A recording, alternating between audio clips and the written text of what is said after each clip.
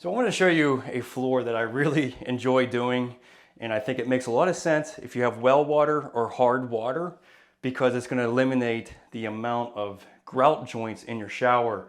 And really it works for all scenarios, because the less grout you have, the easier it is to clean. And that is to use large format tile for your shower floor. Really makes it streamlined and very simple. The installation, we're going to get right into it and show you how to go about doing this. But I think it makes a lot of sense for a lot of showers. It all depends on the type of design that you're looking for in your bathroom, but it's definitely a way to keep things clean.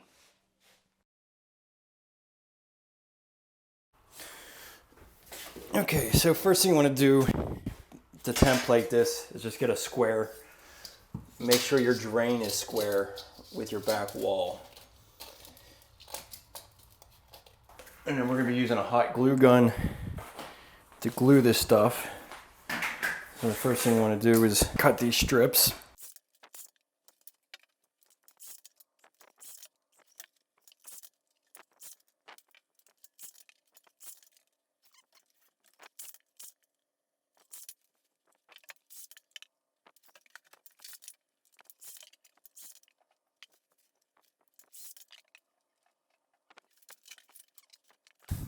All right, so we go ahead and glue these in.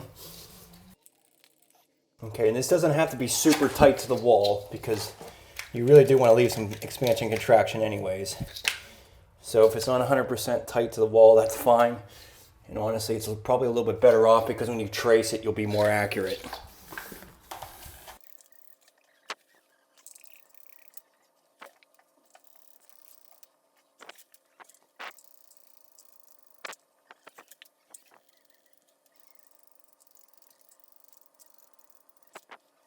Okay, so we got our template. We're going to be doing 4 pieces of tile for this shower floor, and I think this is a really great option. You just have to make sure that your floor tile are somewhat slip resistant, because it is larger tile. But this is one thing I really love about bathroom remodeling, is all the newer trends and newer ideas made for tile setting. So it's kind of endless when it comes to it. It's whatever your imagination can bring.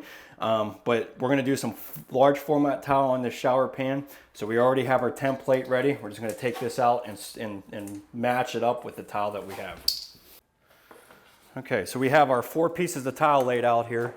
I have my spacing set with these horseshoe shims. And so, oh, that is all the way out to 36. There's no cuts this way, huh? Okay, yeah, it is 36-inch shower pan. So I just have a little bit to cut off of the one edge here. But this is basically used for reference of center. So just be sure, you could even measure it in here to 1 3/4, 1 3/4. Yeah, that's not too bad right there.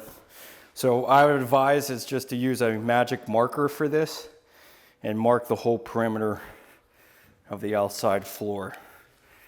So basically we're just going to cut the entire line off, and that should give us a little bit of space.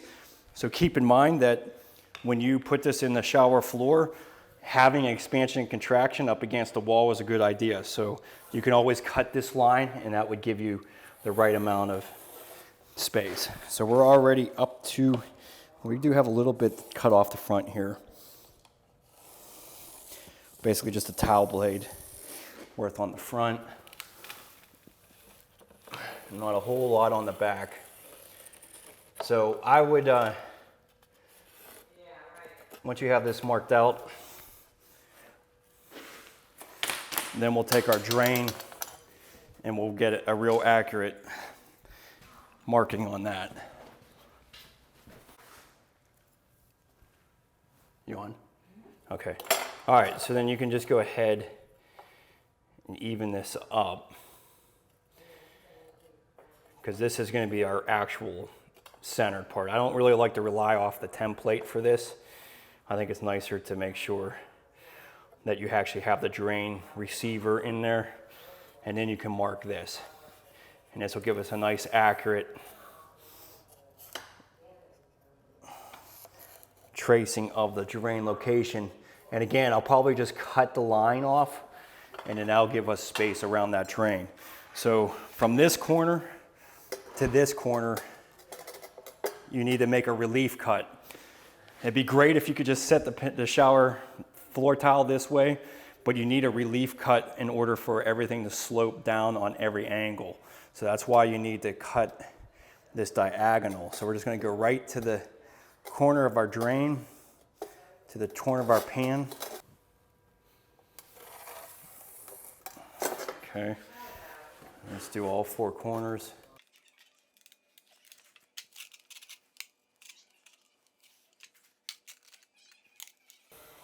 Okay, so then we just cut all those lines, and that's the way it'll go in here.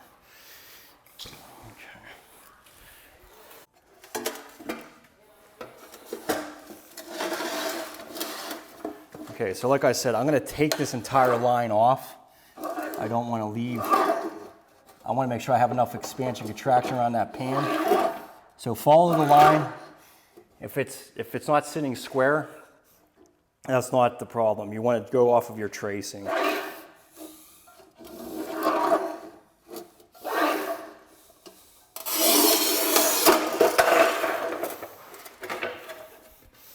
Okay, then we have basically 1 towel blade cutting off of this edge.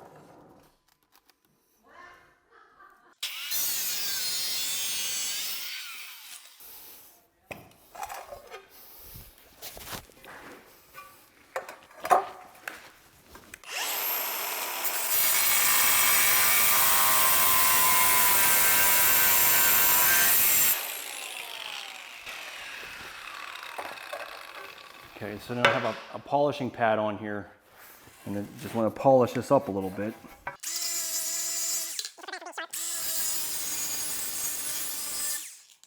So the other thing would be to use a diamond polishing pad. It's sometimes a little bit safer to keep this preventing from chipping or anything. Sometimes there's polishing pads in the grinders can be a little rough.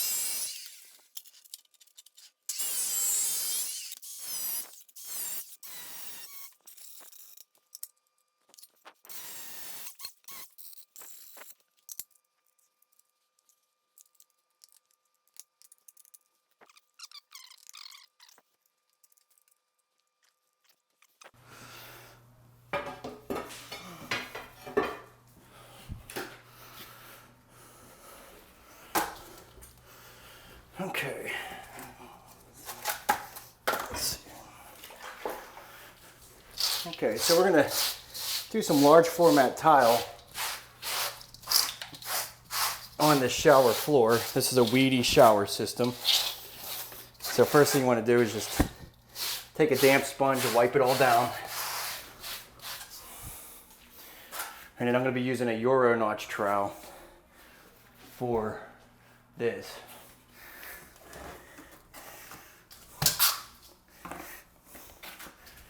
Okay, so then we want to burn the thinset into the substrate.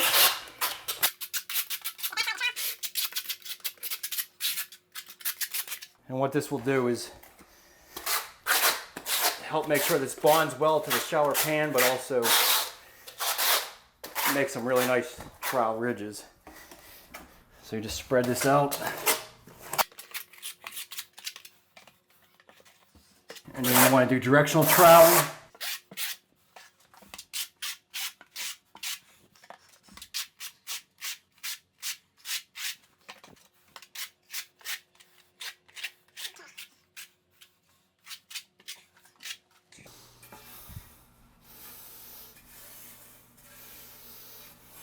Okay, so we're going to use some large format tile. You want to back butter your tile.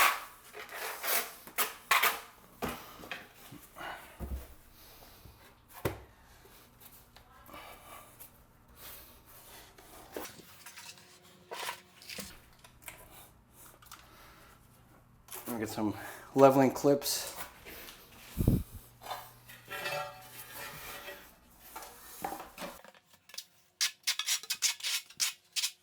So this isn't going to take long, so if you don't have the patience to watch right now, just stay tuned.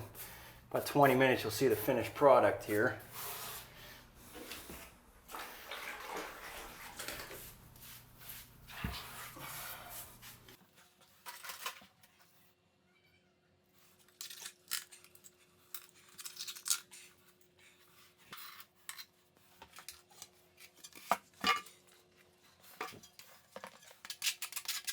So you want to back butter your tile. This will help make sure that you have a good bond to the shower floor. So this is basically just 4 tiles that were 36 by 18 by 36. So it's a large format tile for a shower floor. And what's great about this is that it's just going to be easy to clean because you don't have as many grout joints. So I am putting some clips in the relief cuts, but you just want to be careful and not tighten them down too much. Just kind of help hold them in place with this.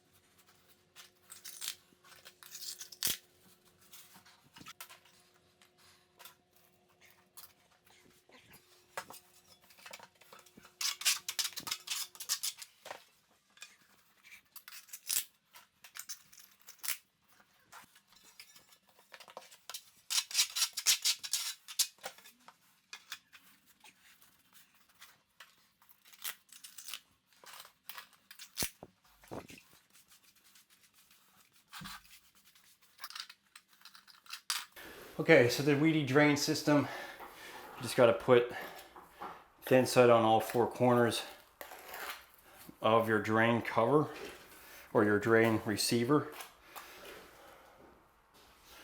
And then you can just place that in the drain area here.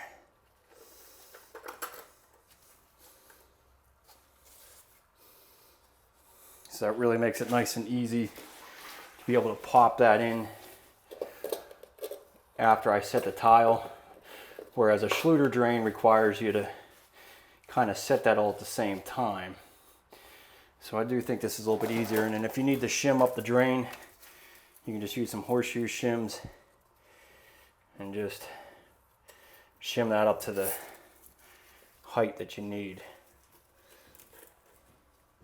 So I would just, you know, make this drain obviously just slightly below the tile layer. You don't want it to be raised above it in any fashion.